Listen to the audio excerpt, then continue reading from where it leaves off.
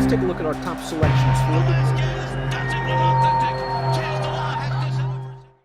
Hi, everybody. Dan Illman, Mike Beer, kicking off a 20-cent late pick four at Woodbine on Saturday with the first of three graded stakes races on the card. Let's throw up the field for race number 8. It's the Grade 3 Ontario Derby, 3-year-olds going 1.1 miles on the Tapeta surface. Now, Mighty Heart, the number 6, wasn't able to complete the Canadian Triple Crown in the Breeders' Stakes. Good thing for his connections. His trainer, Josie Carroll, did with the number 2, Belichick. So we've got the 2 winners of the 3 Triple Crown races in Canada facing open company.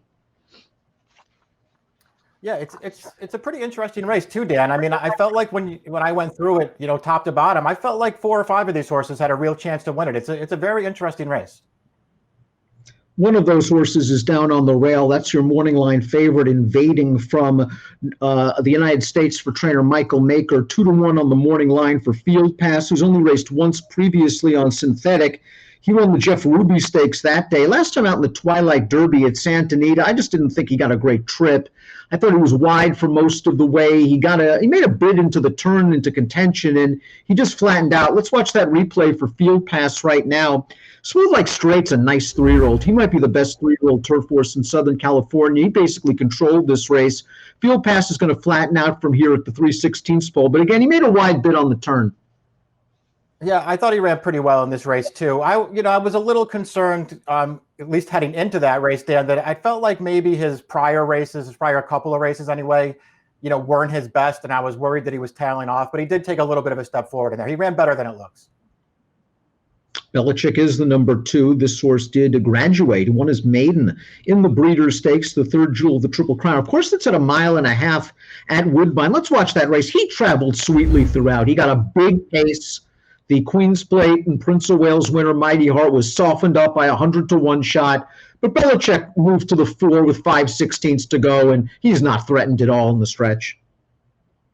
Yeah, he fairly dominated this field with a really good trip, though. You're right about that. I mean, a lot of things broke his way in this race. That being said, though, this is a horse who, even though he was a maiden on the way in there, he had run really well and better than it looks in the Queen's Plate.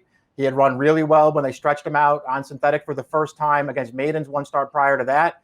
He just feels like a horse who has a lot of talent, Dan, and so it wasn't that surprising to see him put it all together last time. I want to throw up the Timeform US pace projector for this race. We know that Field Pass, the number 1, is a very, very versatile horse.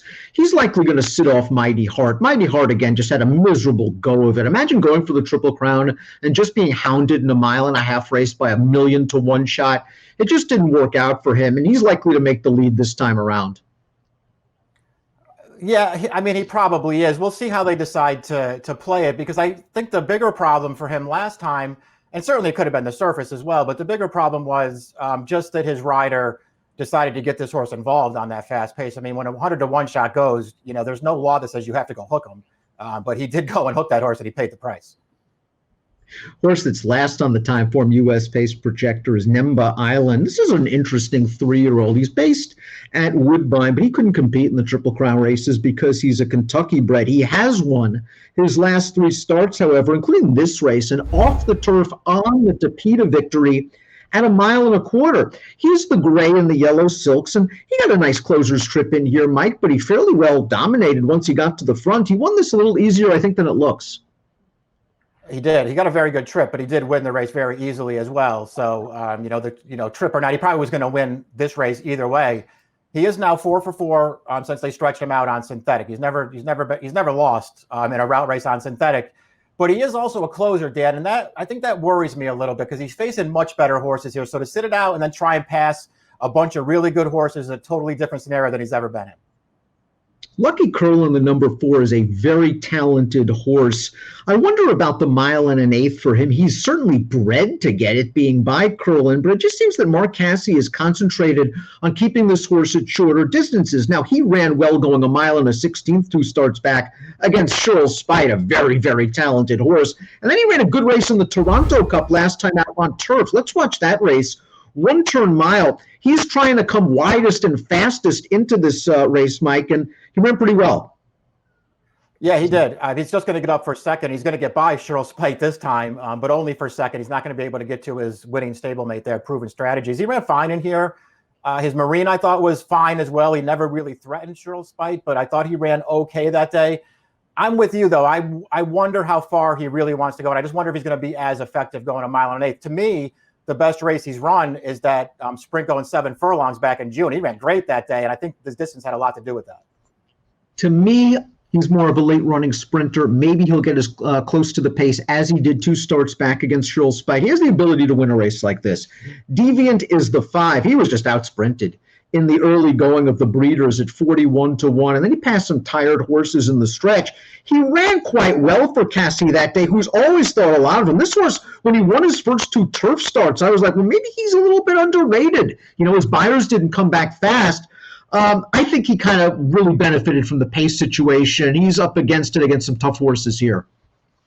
That's what I thought about him, Dan. I mean, I just don't really see the race that makes him competitive in here. I know that they've run him in some tough spots, but it's not like he's running super well in those races. Cinderella Story's Mighty Heart, the one-eyed colt that won the Queen's Plate on the lead, got a really nice ride that day. Took advantage of the track, took advantage that really no one else wanted to go, and he won that race easily. Then on dirt in the Prince of Wales, I think he took advantage of the fact that a couple of horses might have had some trips behind him. He was able to sit outside. He showed his versatility.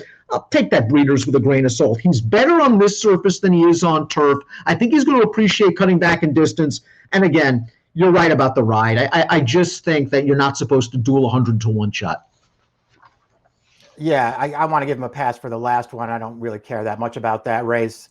Now, I guess what I just want to see, Dan, is what kind of price he goes off at, because the 7-2 morning line, I think, is very fair on this horse. If he's around that price, you're probably getting pretty good value for your money here. He is a horse. The reason that I'm worried about the price with him, and I don't want a short one on him, is because even though he did win the first 2 legs of the Triple Crown, and I'm not sitting here suggesting that he ran poorly either time, but he did take advantage a little bit anyway in both of those races.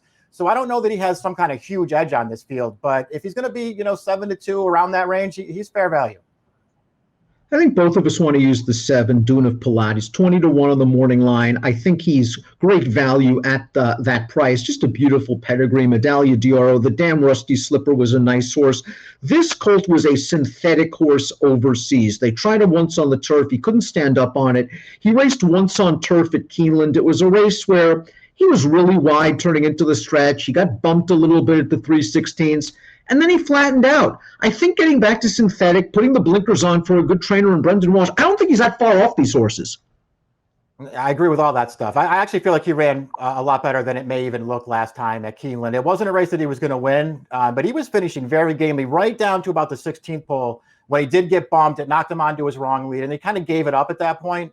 But I thought overall he ran pretty well last time. And when you go back to his synthetic races, now he wasn't beating great fields in either of those races towards the end, or last December and then one in January, Dan. But he was really impressive winning this race. I think this colt has some talent.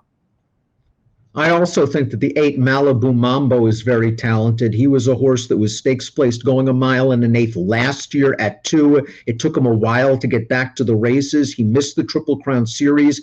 I think that Kevin Attard has done a very nice job of taking his time with this colt. Let's watch his last race on October the 11th, 2-turn mile and a 16th, and he got an easy lead in here. It was a really nice ride by Justin Stein, who's had just a fantastic 2020. Malibu Mambo was able to get to the front, and then he sprinted on home like a good horse should after getting an easy lead. But he beat a couple of next out winners in that spot, and he doesn't need the lead to be successful. Right. That's true. He doesn't need that lead. The distance feels like it's no problem for him. And he's just one of those horses who feels like he's just getting better every time they send him out to the track. He's not in an easy spot here. There are some really good horses in this race, but he's going to be a fair price in here, and he could improve again. And he's a fresh horse. Some of these horses have really been through the ringer this year, competing in the Triple Crown races, like Field Pass, who's just basically hasn't ducked a spot, whether it's synthetic or turf, all across the United States. And now we'll see if he can complete his season on a high note in the Ontario Derby. I think he can. I like his tactical speed. I like the fact that he's won on synthetic. I think he's going to get a good trip in here. I want to use your top pick second, though. This is a horse, I think, Dune of Pilata, 20-1, that he is a horse that can easily blow up the tote here. Yeah, I just want to give him a chance in this race, mostly because I just didn't really want the short prices on the 1 and the 2. I think they're both, major players in here. I didn't really want to bet Field Pass if he's going to be the favorite. And listen, I like Belichick. I liked him last time, though, and I don't really want to bet him back at a shorter price in this race. So I'm going to take a shot with Dunaplot. He's the stranger a little bit in here. I like this surface switch for him, and I think he'll get the distance. 7, 2, 6, and 1 for Mike. 20-1 shot on top for him. 1, 7, 2, 8 for me. Grade 3 Ontario Derby, one of 3 graded races at Woodbine on Saturday. It also kicks off a 20-cent late pick 4. Best of luck.